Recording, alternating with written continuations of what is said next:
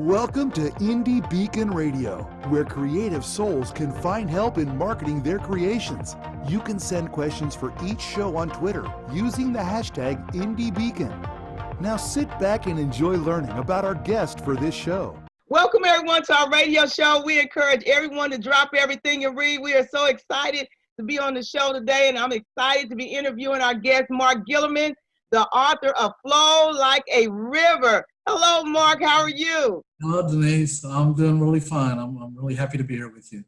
I am so glad for you to be here. Just tell us a little bit about yourself.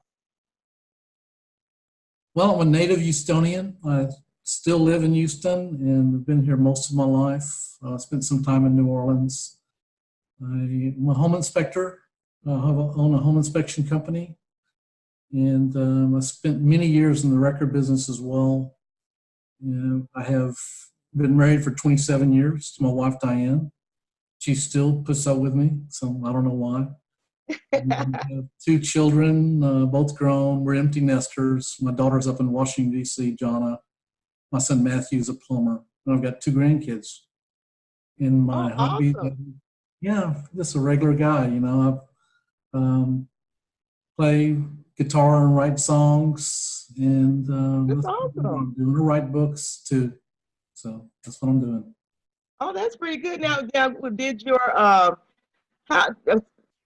could you tell us, did your writing, did you start writing books after you began to write songs, or was you writing songs and books at the same time, or did your songwriting have anything to do with your flow into becoming an author? No, I started as a songwriter. I used to fancy myself a singer-songwriter and played the little bars and clubs around Houston back a long time ago. But that didn't go. I didn't become the star that I thought I was going to become. So I just, lived life, raised my family, and then I'm a little older, so I've always wanted to write books. You know, a lot of people say they want to write. They would want to write a book. Everybody's got a book they want to write, and I actually did it. So I pulled it off, and I'm very happy. It turned out pretty good. So. That's an awesome feeling. It really is, especially to fulfill a dream that you have and to get it, to bring it to fruition. It's a lot of work, isn't it? It's a ton of work. It is. Oh my gosh. But it's, it's fun. It's fun, but it's a lot of work, but it's a good feeling when you get it accomplished. So let me ask you a question. What is the significance of the book's title? Could you tell me something about that? Well, the book title is Flow Like a River. And it came from a song I wrote a long time ago called Flow Like a River. And it's very much, the book and the song are very much in the spirit, or the same spirit. And the book is, other than the book has a antagonist and the song really doesn't. It's just all protagonist. But the song, I wrote down a couple verses. I'll just read real quickly for you. Okay. In the town where I grew up, through the center flowed the laziest river you'll ever behold. And on the banks of that river, just south of town, grew the mightiest oak tree for miles and miles around. And so that's the whole core of the book. It's a song about a little town in hill country in Texas with the river, the Guadalupe River, and a huge oak tree. And it kind of revolves around those. And the last verse also is kind of pertinent to the book. It goes, those days have gone, but the memories remain of the days of my youth and that old rope swing, and the river and the tree and the secrets they hold. Now for those who will listen, the secret be told. The water was life and the river was time, and the tree was a heavenly ladder to climb, and all the children's wishes and all the children's dreams came true when they flew on that old rope swing. So the words to the song are awesome. the book, and I tried to get that. I tried to maintain that spirit, And also, after I wrote that song out, several people said, "Man, you should write a book around that." And so you did, and I planted the seed, and I did it. So I can see how that all came about. Because the words of the songs, I would love to hear the song as well as the book. A little thing. It's kind of a waltz, and It's probably the best song I ever wrote. Well, it's one of them at least. So, Let's get into this book and tell us a little bit about. Now, who would you say is the protagonist of the story? Who would you say that was? Would it be Brenda? Or who would it be? the protagonist is almost like the whole town of people. Of course, you mentioned Brenna. She's an Irish immigrant, and her son Billy, who's one of the main characters, along with his best friend Johnny, who's a son of the town doctor.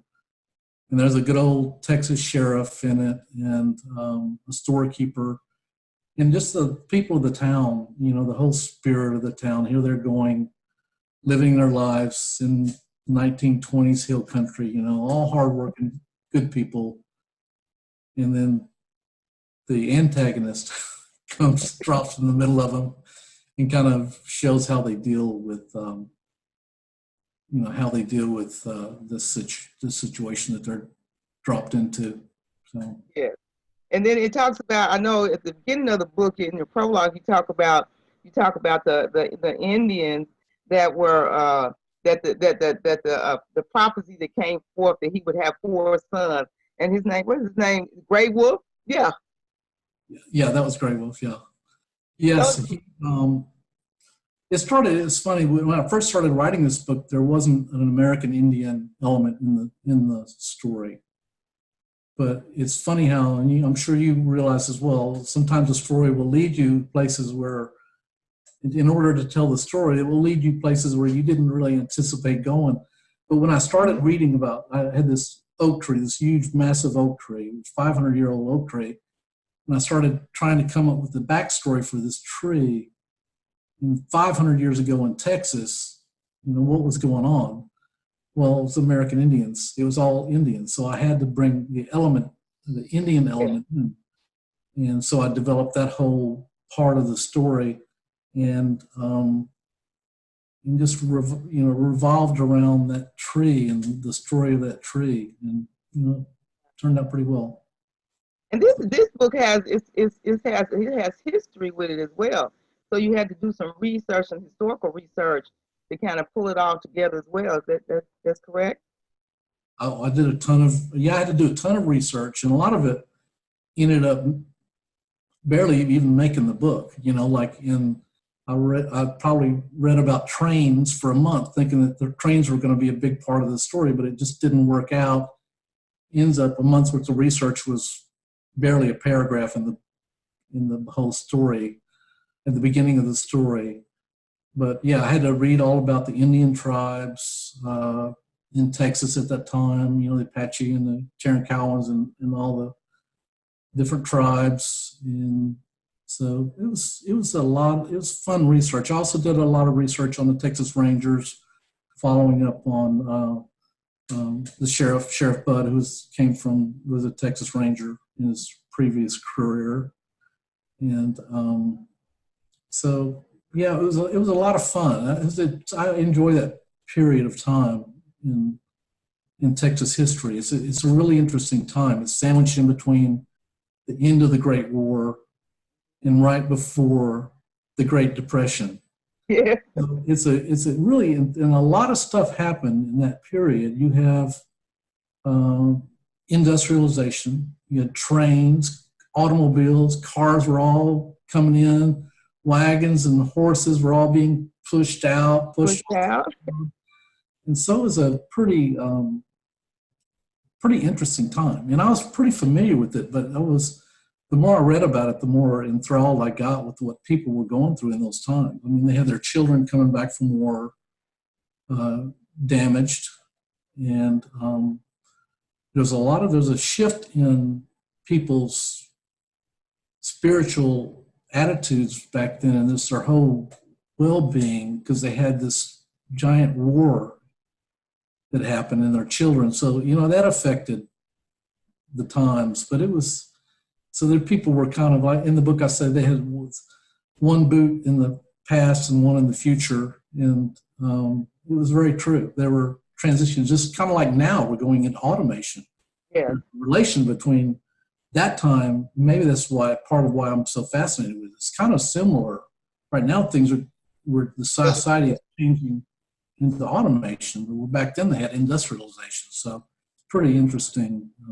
And so the shift, the shift is similar. Yes. Yeah. So then so in your research and all that, what kind of journey did you as the author go on? I mean, what do you feel like it took you as a person in your journey of writing this book?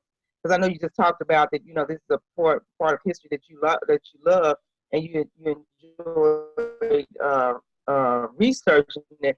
But how did the book take you on a journey in writing it, I guess is what I'm asking. My biggest journey was learning how to write. And I knew how to write songs, but I didn't really know how to write books. And I found this lady, Beverly Swirling. She's passed away recently, but she's a pretty well-known author, and she agreed to work with me. And she, I'd write the book, I'd send it to her, and she'd give me comments. And so it was really, but I took her to heart. The book started off like 120,000 words. It was too long, and I cut it down. Her guidance, I cut it way down. And so I guess my biggest journey, other than learning, actually getting deep into this time period, and really learning to appreciate these people and all that they went through, was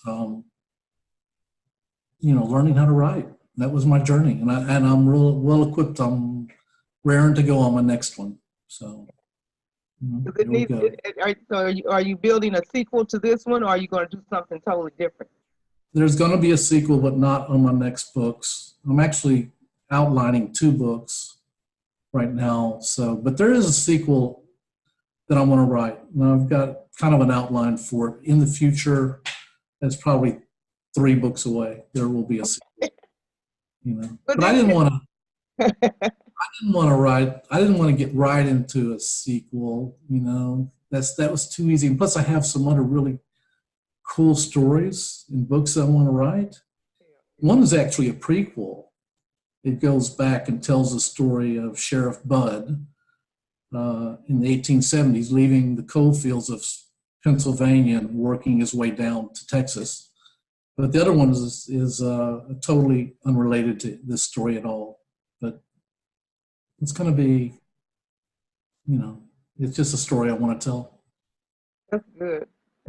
I can't wait. Well, let's take a break. We're going to go and take a break, and we'll hear some from our sponsors, our wonderful sponsors, and then we'll be right back. Hi, Brakefield and Berkey here, award-winning authors for the Techno Thrillers books, the Enigma book series. Technology, today's weapon of choice, the cyber good guys versus the cyber bad guys. We invite you to join our website, theenigmaseries.com, where you will get sample chapters, sample audibles, book trailers, and you can sign up for our mailing list. The books are available in ebook, paperback, and Audible. Thank you.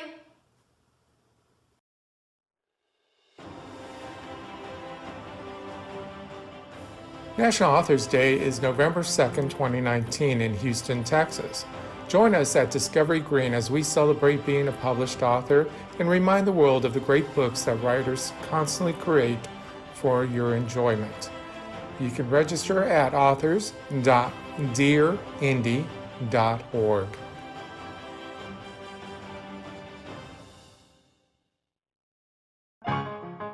Tom Gromes, father of market intelligence, writing business books that are a game changer. International author of nonfiction, has written the first and only books on the collapse of Russia and the first and only book on market intelligence. Check them out at mkintel.org. That's mkintel.org, mkintel.org. Welcome back to Indie Beacon Radio. Don't forget to like us, follow us, or subscribe to one of our many channels. Now, here is your host for today's show. Hello, welcome back to our radio show where we have been interviewing Mark Guillerman, the author of Flow Like a River. So, Mark, I wanted to ask this question. I like asking this question. How did you go about creating the characters, or do you feel like the characters spoke through you and told their story? You know, that's a good question because in a way I cheated a little bit in that some of the characters are people that I've known. Like Sheriff Bud is the spitting image of I have a uncle, Bud Irvin, and he's such a character that I did that. It was a lot of fun taking people that I knew now in this time, and then move them back into history and put them in a totally different situation. So it's kind of kicks doing that. And then other characters kind of wrote themselves. It's funny when you write a character and you bring out a character to life, and then as you go farther deep into the book and you're creating scenes, then all of a sudden you have this character. You have to stay true to that character, and that's so it's kind of the second part of your question. They kind of, some of the conversations I would put into how they were actually, what they would say, this person that and so they kind of, after a while, they kind of write themselves in their conversations. It's pretty neat. So it's not really stuff that I would, some of that I would come up with, but it was pretty neat, developing the characters. It seems like the characters in books begin to speak on their own and begin, I know that sounds a little different, but I think that's sometimes what they do. Now, which character do you think was the easiest for you to come up with, and which one was maybe the most difficult? Well, the easiest was Sheriff Bud, because it was my Uncle Bud. And it was really a lot like him. He's a really witty guy, always walking around with a cigar in his corner of his mouth, and real sweet guy, intelligent, and he's a Golden Glove boxer, champion boxer. He's just a character. And then the hardest character was the antagonist was the prince, because I didn't know anything about. I didn't know a character like that. Thank God, I don't know anybody like that. Total sadistic psycho, basically. Wow. Drugged out psycho. So I'm glad to say that I don't know any references to that. But it was also kind of fun developing that character in a way. So there's a scene in the book, I guess I won't give it away, when I thought, what's the worst thing that a person could do to convince you that they're psychotic and just totally crazy? Well, he strangles somebody he's very close with. And I said, man, it doesn't get any worse than that. So that was kind of, I think I got that across, but hopefully. The prince seemed like he was the hardest. I could see him being the hardest one to kind of develop. Yeah. But some of the other characters were, other than that, most of the characters came kind of easy to me. And I really enjoyed, that's a big part. Developing your characters is it's a fun thing to do. So. There was one of the characters. They seemed like they were kind of the hero in the story, Duke. The dog. Yeah. Oh, okay. I said it wrong. Okay. Yeah. The German Shepherd. Uh-huh. Yeah. I'm a dog guy. I think probably most of my stories will have a dog somewhere in it. Uh-huh. Yeah, he was a hero. He was a hero. He loved his people, and he took care of them, and they loved him back.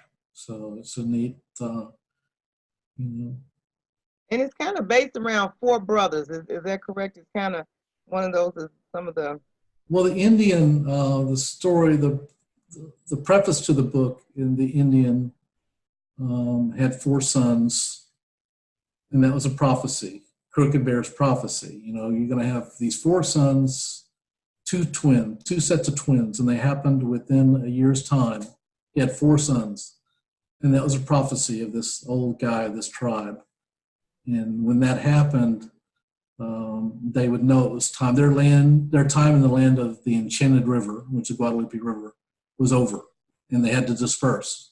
So he sent his 4 brothers out, 1 north, 1 south, 1 east, and 1 west, just to try to continue the legacy of their tribe. So, yeah. That's really good. So now, what is one of the things that another thing I always like to ask is what you know, why this genre of writing? Why did you choose this path of writing? I'm sorry, say it again. Why did you choose this particular genre? I guess I hope I'm saying it right, of writing. The genre. You know, I was thinking about that question earlier, and you had used the word, why is that genre important to you? I was thinking important. Well, so, you know, I think about when I grew up in the 60s, primarily in the 60s and 70s, early 70s, as children, what do? We played mostly outside. You rode your bike, you played ball, and then you come inside and you watch Gunsmoke, Andy Griffith, and all these shows, right? Did too.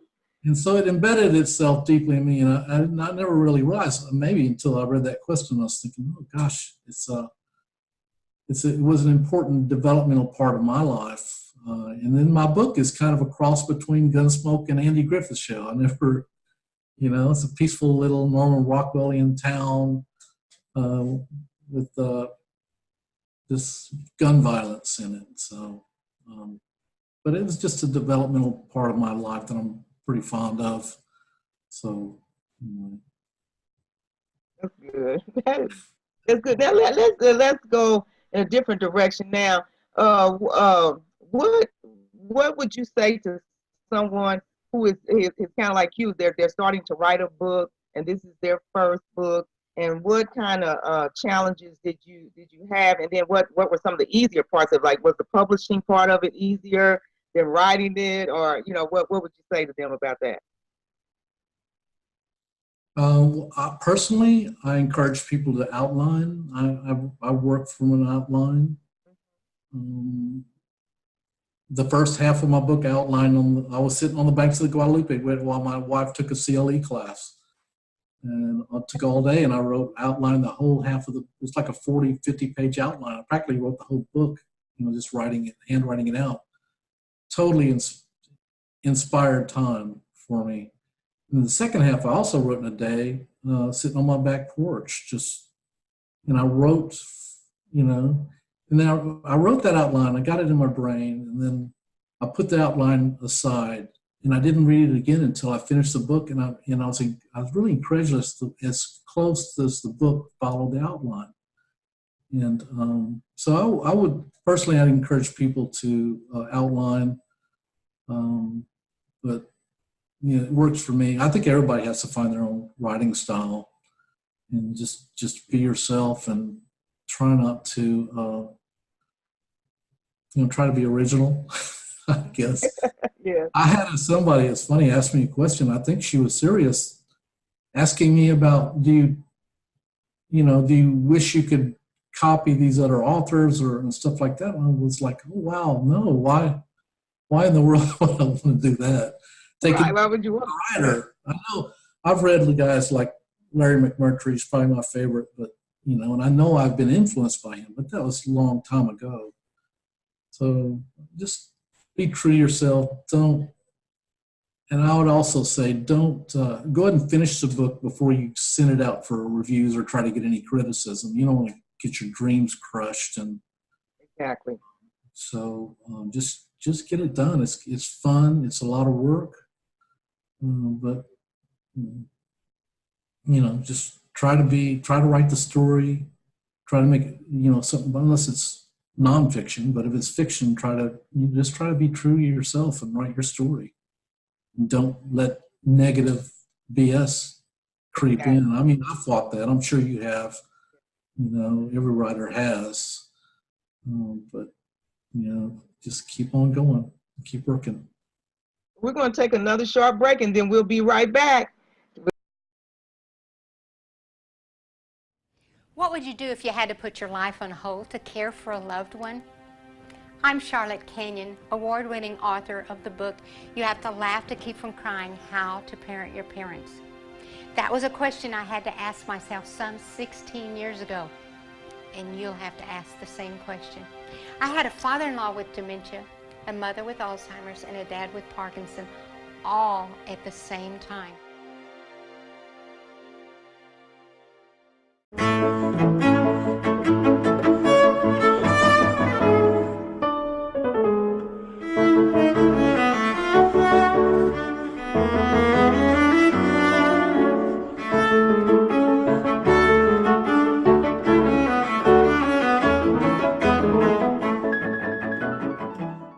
What would you do if you found out everyone on the town council were thieves and murderers? That's what happened in Bandera, Texas in 1873. John Cruder was the marshal, yet he needed to operate outside the law in order to balance the scales of justice. He is the Midnight Marauder. You can find his books on Amazon.com and TopWesterns.com in paperback, digital, and audio. I'm Roy Clinton, and I hope you'll read The Midnight Marauder. Welcome back to Indie Beacon Radio. Don't forget to like us, follow us, or subscribe to one of our many channels. Now, here is your host for today's show. Welcome back. We have been talking to the author, Mark Guillerman, about his wonderful book, Flow Like a River. And so one of the things I want to talk about some of the wonderful reviews that I saw out there about this book, and I'm just going to give some little short things that some of the reviewers said. One said it's a story that you won't forget. One said great character development. One of them talked about their hero being Duke, who's the dog, and one of them said it was a great read, a thrilling adventure, great dialogue, enjoyable, excellent story. So impressed with the intricate plot and the development of each character, carefully creating each personality. These are all the good things they said about it, Mark. And they said, they were sorry that the book ended, so they were wanting more. And so that's a good place to be in when somebody reads your book, and when they get to the end of it, they want more. So that's what's so awesome about that. So with all of that being said, what is next for you? Well, like I said before, I'm currently outlining 2 new books. Mm-hmm.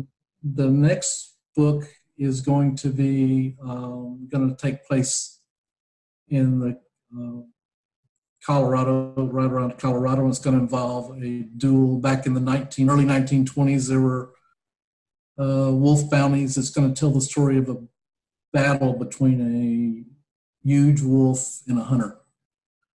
And so it's going to be, I'm really looking forward to the challenge. Now, what I'm realizing now, since Colorado, it's cold and a lot of it takes place in the winter, it's hard to be inspired in 100-degree temperature writing about snow. I know. I'm kind of like, maybe I'll just turn the thermostat way down and try to get in. Get it killed in the house. But I'm writing also, still writing songs, and so it's trying to stay creative and doing my thing. But I very much intend, my goal is to have my next book out end of next year. So we'll see how it goes. First book took a long time, but I was working 2 jobs. I was working long hours. Oh, wow. So I think I can do 1 in 2 years, but we'll see. Mm-hmm. So what about upcoming events? Well, I'm just now getting going. I've had a real problem with the editing of the book. It's not bad now, but I want it to be perfect. I'm kind of, I don't want to say I'm not a perfectionist, but Yeah, but when it's your thing, you get that a couple of reviewers noted that, even though it was a great review, and at the end they go, you got a problem with the editing. So that's kind of stalled me. But I do have several events doing. I was supposed to go talk to do a presentation to senior center. And that's a big part of my targeting market is 60-year-olds and 50s and 60s and 70s. That's all in the center. And I gave it to one of the ladies there, and she was all excited. So I'm going to do that. I've got a couple shows here in Houston, couple events. I just have a table, rented a table. So we're going to try that. And I know Ellen has, with Texas Authors, has a lot of events. And I plan on getting on a lot of those. I'm going to still pursue all the bloggers. I'm sure you know how that is. Yeah. Trying to get reviews. I'm sitting on a couple of the best reviews I'm sitting on, and I talk to the people and ask them to not release them until the new edited book comes out, which will be about a week away. And they agreed. They're very excited for me. And where can we find you on social media? Well, but pretty much right now, my website is under construction, but on Facebook, I have a web page on Facebook, just Mark Guillerman, spelled my name out, G-U-I. And that's pretty much the only way on social media to get hold of me. I'm a little bit behind the game on that, but I'm working to catch up. I was kind of surprised. Get caught up. I get caught up. Yeah, I'm kind of surprised. The reviews have been so strong. I got Blue Ink review back last week, and it was kind of blew me away. And so I kind of feel like, that I need, it's kind of like a child, right? A book's kind of like a child. I don't know if you, I'm sure you realize that. Yeah. And so you want to give it the best you can. So, but, we'll see how it goes. Just sending it out and getting some reviews and doing book shows and stuff like that. I think from what I've read so far, I think it's an awesome story. And, I always think, well, it could be a movie. I think it's good enough for that myself. But anyway, and also, but we got to wrap it up. I know this has been awesome. I have really enjoyed talking to you, and it's been my pleasure to chat with you today and talk about your masterpiece. I look forward to meeting you. So, Flow like a river. It's been awesome. Yes. And I always encourage everybody, please go out and support our authors. Get his book. It is an awesome read, and you should be a part of it. You don't want to miss what's going on in Flow Like a River, so you can get to the end of it. And then when the sequel comes out some 3 books later, you'll be right on time. So anyway, remember to support our authors. And Mark, it's been my pleasure to talk to you, and it's been a joy. And so I look forward to reading more from you. And thank you so much for being a part of our show tonight. Thank you. I appreciate you. Thank you. Thank you for listening to Indie Beacon Radio, where creative souls can find help in marketing their creations. To learn more about Indie Beacon services, to be a guest on the show, or to advertise on our show, please visit our website at indiebeacon.com.